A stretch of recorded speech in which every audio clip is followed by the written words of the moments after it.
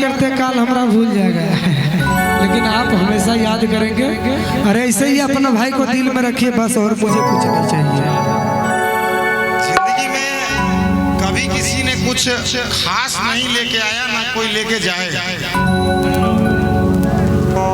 तो हमारा घर यहाँ से लगभग 230 किलोमीटर बेगूसराय में है,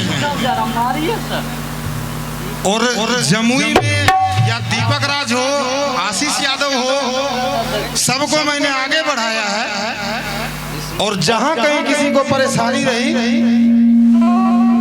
चट्टान की तरह खड़े रहे। और हमने कभी ये नहीं सोचा दीपक यादव है, आशीष यादव है, मैं फॉरवर्ड भूमिहार कास्ट से आता हूं, मैंने कभी ये चीज नहीं सोचा है।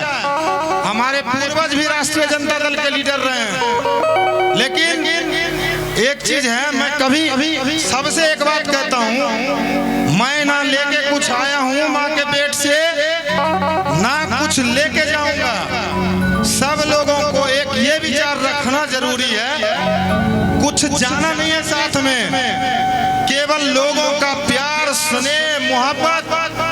हमारे माता पिता ने इस दुनिया में मुझे लाया है,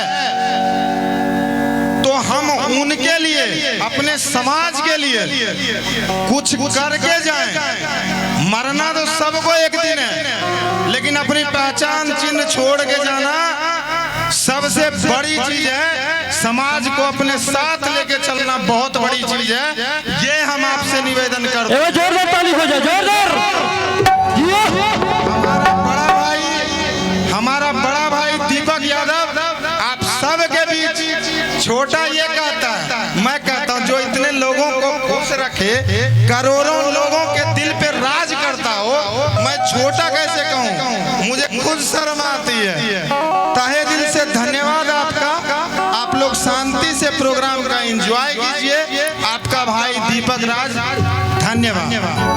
जोरदार ताली हो जाए चाची साहब, जोरदार ताली हो जाए। क्या बात है। अरे सास दिल कई गारिया, अरे ससुरा फेंकल थारिया, अरे ननद दिल कई काटल, अरे कई से बताइए पारा